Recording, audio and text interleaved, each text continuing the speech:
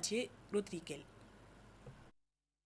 Confrontés aux éternels problèmes de chômage, d'éducation et d'absence de perspective, les jeunes de la région du Liptako-Gourma, à cheval sur les frontières communes du Mali, du Niger et du Burkina, deviennent une proie facile pour les groupes armés terroristes et l'extrémisme violent. C'est du reste ce qui ressort des forats tenus sur la crise sécuritaire au Sahel.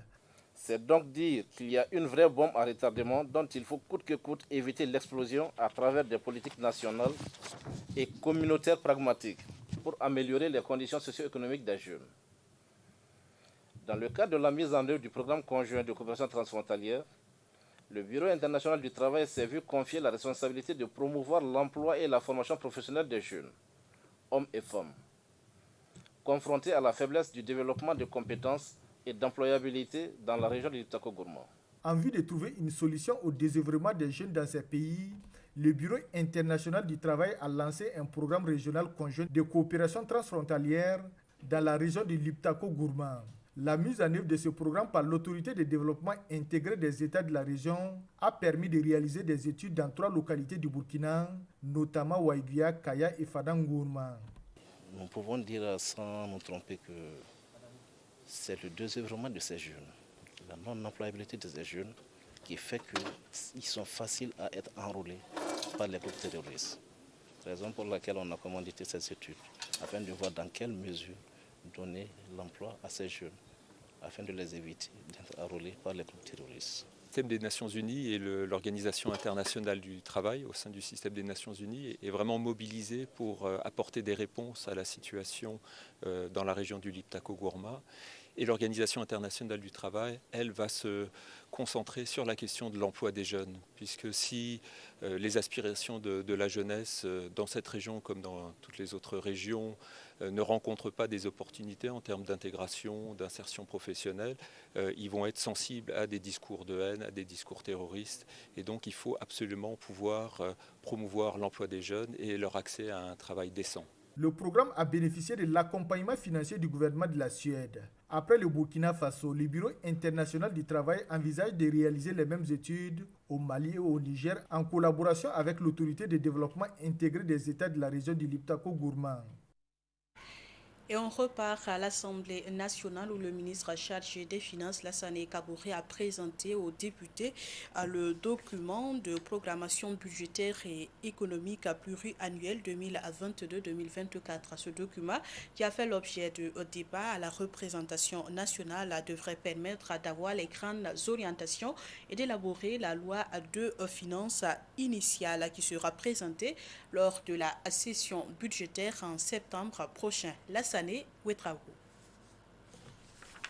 C'est une exigence statutaire. Au plus tard le 30 juin de chaque année, le ministre chargé des Finances a l'obligation d'exposer devant la représentation nationale les projections budgétaires de la vision de l'État sur les 3 années suivantes. Ce mardi 22 juin, Lassana Kabouré présente les grandes lignes des projections budgétaires qui s'appuient sur les 4 axes du référentiel national de développement 2021-2025 et affiche son optimisme. Ce référentiel, donc le DPBEP, donne les taux de progression. Nous avons noté que par exemple sur la période 2022-2023, nous allons avoir une progression moyenne des recettes propres de 9,8% sur en tout cas la période. Ça veut dire que nous devons mettre les efforts pour pouvoir faire un recouvrement optimal des différentes ressources fiscales et bien sûr au niveau donc des ressources propres pour pouvoir fonctionner normalement. Et c'est la même chose au niveau des dépenses et un accent particulier a été mis sur la maîtrise des charges. Et vous avez regardé que certaines charges, surtout les charges de fonctionnement, ne connaîtront pas d'évolution majeure. Le taux de progression est généralement autour de 1 ou 2% maximum. Cet exposé du ministre Kabouré a fait l'objet de débats houleux au Parlement. Les députés ont posé des préoccupations, notamment sur le budget alloué aux collectivités territoriales et l'amélioration des recettes par rapport au contexte sécuritaire. On a constaté tout simplement que les dépenses courantes plombent un peu, n'est-ce pas, donc, le budget. Donc quand on regarde, 87% des ressources là sont orientées vers les dépenses courantes. Donc toutes choses, n'est-ce pas, donc, qui tirent par le bas les investissements. Alors que vous le savez, l'économie, pour que notre économie puisse, en tout cas, le décollage économique là, ça passe nécessairement par les dépenses d'investissement. C'est que le ministère de l'économie et des finances nous a fait une présentation qui est pleine d'espoir. parce que nous avons vu que sur la période 2022-2024, il y a une reprise de l'activité économique. On a constaté également qu'on aura la croissance économique de notre pays qui va même gagner en termes de points. Le document de programmation budgétaire et économique pluriannuel fait ressortir un taux de croissance de 6,8% en 2022, dû en grande partie aux actions de relance de l'économie suite à la double crise sécuritaire et sanitaire. Ce débat avec les députés participe du renforcement des pouvoirs de contrôle de l'institution parlementaire. Et 2020 n'a pas été bonne pour les activités économiques. Crise sanitaire et sécuritaire combinée ont entraîné une baisse du volume d'activité des sociétés d'État avec une dégradation de leur solde de gestion. Résultat, 3 sociétés affichent un déficit cumulé de 1,119 milliards de francs en CFA. C'est du moins ce qui ressort du rapport de performance des sociétés d'État livré au cours de la 29e session de l'Assemblée générale des sociétés d'État qui se tient depuis ce matin. Adia Diallo. Sur 21 entreprises dont les comptes de 2020 ont été analysés, 3 sociétés d'État affichent un déficit cumulé de 1,119 milliards de francs CFA. Il s'agit notamment de la Société de gestion de l'équipement et de la maintenance biomédicale SOGEMAP, de l'Agence d'exécution des travaux eau et équipement rural AGETER et de la Caisse nationale d'assurance maladie universelle SENAMU. L'activité économique en 2020 a été marquée par un contexte mondial difficile de crise sanitaire due à la maladie à coronavirus, avec ses répercussions sur l'économie nationale. Toute chose qui s'est traduite par une baisse du volume d'activité de nos sociétés d'État. En effet, nos sociétés d'État ont enregistré en 2020 une dégradation d'ensemble de leur solde de gestion avec 3 sociétés déficitaires, entraînant ainsi une baisse de leur contribution au budget de l'État et à la formation du produit intérieur brut. De plus, la contribution directe des sociétés d'État et des établissements publics de prévoyance sociale au budget de l'État est passée de 334,687 milliards de francs CFA en 2019 à 317,237 milliards de francs CFA en 2020. Frappée de plein fouet par les crises sanitaires et sécuritaires, la vingtaine d'entreprises ont vu leur chiffre d'affaires baisser de 0,34%, passant de 1 379,279 milliards de francs CFA en 2019 à 1 374,623 milliards de francs CFA en 2020. Et 2020 a été une année qui a été fortement impactée par la maladie à coronavirus, mais aussi par le fait que nous avons donc des défis sécuritaires à relever, ce qui forcément joue sur l'activité économique au plan national et clairement aussi au niveau donc, des sociétés d'État. Cela a contribué certes à dégrader un peu les comptes donc, des différentes sociétés d'État, mais elles sont restées résilientes, elles ont continué donc à se donner les moyens pour s'adapter à la situation et à certainement se relancer davantage. Les plus fortes baisses de la valeur ajoutée en 2020 ont été enregistrées par la SONABI pour un montant de 14,592 milliards de francs CFA, la Loterie nationale burkinabé pour un montant de 2,458 milliards de francs CFA et l'Office national de l'eau et de l'assainissement pour un montant de 2,246 milliards de francs CFA. Cette 29e session de l'Assemblée générale des sociétés d'État constitue un cadre permettant à chaque société de relever ses difficultés de gestion en vue d'un meilleur accompagnement.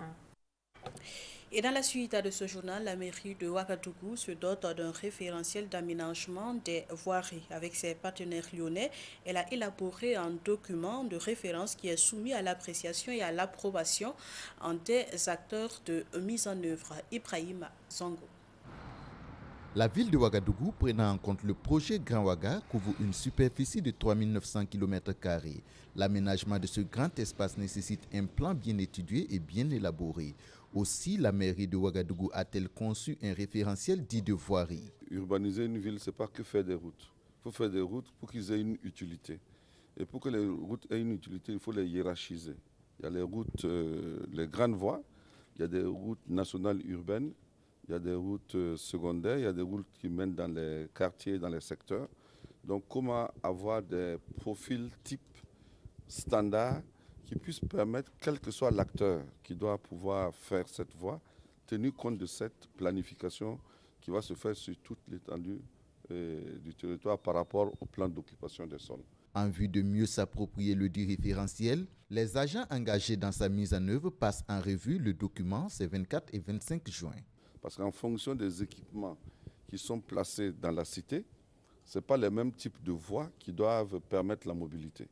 Donc pour cela, il fallait réfléchir et trouver un document de planification qui va être un référentiel. Donc l'atelier aujourd'hui, c'est pour présenter ce document, recueillir les avis de tous les techniciens et de tous les acteurs, le valider et qu'il soit un référentiel pour maintenant, comme un guide de tous ceux qui doivent intervenir dans la ville de Ouagadougou. À l'issue de cet atelier de 48 heures, le référentiel de voirie de Ouagadougou devrait être connu de tous les spécialistes en aménagement des voiries des communes et arrondissements concernés afin que tout aménagement tienne compte du plan global. Et puisqu'on parle d'infrastructure, on sera à Manga où le secrétaire permanent du programme sectoriel du transport a visité les chantiers de construction du marché à bétail de l'abattoir et de la gare routière de la commune. Le secrétaire permanent s'est montré satisfait de voir que les travaux ont effectivement démarré et a souhaité que le rythme soit accéléré pour que le délai soit respecté. La visite s'inscrit dans le cadre d'une tournée dans les régions du centre-sud, du nord, du centre-ouest et de la boucle du Mouna. Sekou Ouetraogo. Un marché à bétail, un abattoir et une gare routière en chantier dans la commune de Manga est piloté par le secrétariat permanent du programme sectoriel du transport avec le financement de la Banque mondiale. Un projet d'envergure qui vient contribuer au développement socio-économique de la commune de Manga et de la région du centre-sud, tout en facilitant la mobilité urbaine. Ce sont des infrastructures marchandes et qui dit marchand dit en tout cas va gagner du profit, du bénéfice, en tout cas va générer des ressources pérennes pour la mairie. Donc à ce titre-là, nous voulons réellement saluer la réalisation de ces infrastructures. J'ai été, j'ai vu, j'ai fait le tour avec vous, j'ai vu tout ce qui se fait. En tout cas, c'est très bien. Ça va beaucoup rapporter beaucoup de recettes.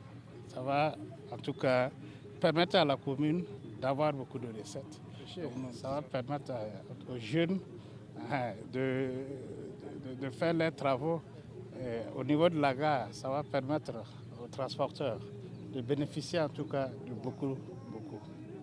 Débutés depuis quelques mois, les chantiers visités sont tous sortis de terre, même si les travaux accusent un retard. Un retard que les entreprises commises à cette tâche s'attellent à rattraper. Elles promettent d'ailleurs livrer les infrastructures à bonne date. Le niveau de réalisation en fait, des trois chantiers en fait, est un peu disparate parce que en fait, les travaux n'ont pas commencé en fait, au même moment. Mais ce qui est intéressant actuellement, tous les ouvrages en fait, sont pratiquement sortis du sol. Avec la saison pluvieuse, on s'est dit en fait que, étant donné qu'on est sorti du sol, les travaux vont aller plus vite. Cette visite de chantier a permis au secrétaire permanent du programme sectoriel du transport de prendre le pouls d'avancement des travaux dans cette commune et de constater qu'il est nécessaire d'accélérer le rythme de leur exécution. Nous sommes arrivés avec tout ce qu'il y avait eu comme chemin à faire concernant les validations environnementales, les validations sociales, que ces travaux ont démarré. Ça, c'est une première satisfaction. Satisfaction aussi de constater que au niveau de la population, que c'est des investissements qui sont des investissements utiles qui, en fin de compte, vont améliorer les conditions de vie des populations. Mais il y a quand même des difficultés que nous avons relevées. Les travaux ont démarré, mais il y a nécessité qu'on donne plus de rythme aux travaux, compte tenu des délais que nous avons et pour finir ces travaux. D'un coût global d'environ 2 milliards de francs CFA, ces réalisations contribueront à l'amélioration des conditions de vie des populations de Manga. Les infrastructures devraient être réceptionnées le 31 décembre 2021 au plus tard, rassurent les responsables des entreprises chargées des travaux. Et après Manga, le secrétaire permanent du programme sectoriel du transport et son équipe ont mis le cap sur Waiguya. Là aussi, ils ont pu prendre le pouls des travaux en cours dans la commune. Il s'agit entre autres d'une aire de stationnement, d'un site aménagé pour la maraîchère-culture et le bitumage de 7 km de voirie. Là aussi, un retard a été constaté dans le déroulement des travaux. Sekou Ouetraogo. La ville de Waiguya sera dotée de nouvelles infrastructures les mois à venir grâce au projet de transport et de développement des infrastructures urbaines de la Banque mondiale. Des infrastructures routières et socio-économiques pour accroître la productivité des populations. Infrastructures structurantes qui vont qualitativement changer le niveau de vie de nos populations en termes donc de circulation, en termes d'apport, en termes de développement économique. Et ça va de la route aux infrastructures telles que les périmètres aménagés, et un village artisanal et extra. Donc c'est vraiment un apport qualitatif pour nos populations. Il faut dire que nous avons la chance au niveau de Waiguya d'avoir ce projet-là, rien que pour la ville. 7 km qui seront goudronnés à travers la ville, avec des rues bien illuminées, qui va faciliter les déplacements à l'intérieur de la ville. Composé d'un marché artisanal, d'une plateforme maraîchère, d'un tronçon de 7 km et d'une aire de stationnement, ces réalisations, entièrement financées par la Banque mondiale et la coopération suisse, vont contribuer à la promotion du développement local dans cette partie du Burkina. Le secrétaire permanent s'est dit satisfait du démarrage des travaux en dépit du retard accusé. Quand on arrive et que nous constatons qu'au niveau de la voirie, le bitumage de 7 km, avec éclairage public et tout ce qu'il y a comme commodité, que ça a démarré. Donc nous sommes satisfaits de ce démarrage parce que tout commence d'abord par un démarrage. Alors donc on peut se projeter que dans quelques mois, nous allons venir trouver une ville transformée et avec la sensibilisation que nous avons portée auprès de l'entreprise et aussi ce que nous avons entendu d'eux, les autres acteurs, aussi bien la mission de contrôle aussi. Nous pensons qu'il y a là une satisfaction. L'une des raisons du retard accusé dans le démarrage des travaux à Waiguya est le relogement des personnes affectées par les travaux. Daouda Diabaté interpelle les autorités communales sur la question et invite également les entreprises chargées des travaux au respect du cahier de charge. Nous attirons l'attention des entreprises sur le fait qu'il faut accélérer un certain nombre d'aspects. Bon, nous attirons aussi l'attention des autorités locales sur certaines questions qu'il va falloir régler, résolver avec les populations sur les questions donc de libération des sites, sur, comme je le disais tantôt, d'aménagement de certains sites. C'est tout ça qui fera que l'ensemble des travaux pourra se mettre en marche et qu'au bout du compte, d'ici la fin de l'année, qu'on se retrouve avec des investissements réalisés. Le coût global de réalisation des infrastructures à Waiguya est estimé à 5 milliards de francs CFA. Cette visite intervient après celle effectuée à Manga.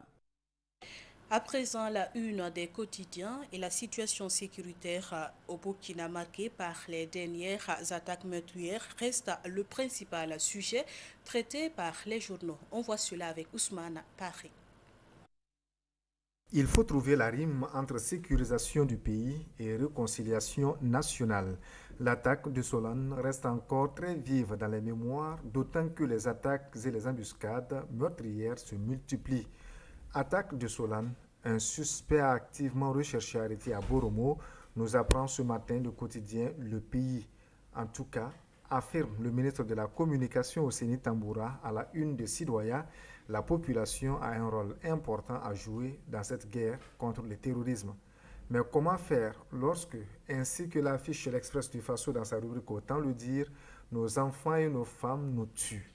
En effet, renchéri aujourd'hui au Faso qui reprend entre guillemets les propos du ministre de la Communication au sujet de cette tuerie de Solane, les assaillants étaient en majorité âgés de 12 à 14 ans. De quoi donner froid dans le dos au moment où, indique Le Pays, les financiers veulent identifier et tarir les sources de financement des terroristes. Au moment où, toujours dans le cadre de cette lutte contre le terrorisme au Burkina, les radiés de 2011 demandent le soutien du chef de file de l'opposition politique pour leur réintégration, nous apprend le journal Le Quotidien. Le Quotidien affiche par ailleurs une photo plan large de Zéphirine Diabré et de Ablassé Ouedraogo tenant en main les mémorandums de la coalition pour la démocratie et la réconciliation nationale sur cet autre sujet dominant de l'actualité burkinabé, la CODER, chez Zéphirine Diabré, sécuriser le pays avant même de parler de réconciliation nationale, titre ainsi Le Quotidien, qui reprend les propos du président de la CODER, Ablassé Ouedraogo. Sur le sujet, aujourd'hui Ofaso indique que Ablassé et compagnie plaident pour le retour de tous les exilés politiques, tandis que Sidouaya fait état de la résolution d'une crise à Bema-Silmimosé, estimant qu'il s'agit d'un cas d'école pour la réconciliation nationale. On ne sait pas si les Ivoiriens iront à l'école de Bema-Silmimosé, mais la justice a déjà réglé le sort de Guillaume Soro, le condamnant par contumace à perpétuité pour atteinte à la sûreté de l'État. Est-ce donc la mort politique de Guillaume Soro, se demande Sidouaya.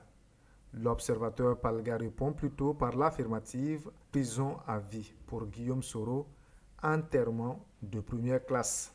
Titre en vitrine le doyen de la presse, à l'appui d'une photo de l'intéressé qui semble dire « Vous voyez, ce que voit aujourd'hui Ofaso dans cette affaire, c'est un fabuleux destin en pointillé, la réconciliation avec. » Pointillé ou pas, Guillaume Soro semble ne pas avoir dit son dernier mot. « Je ne renoncerai pas à ce combat », affirme-t-il entre guillemets à la une de l'Express du Faso.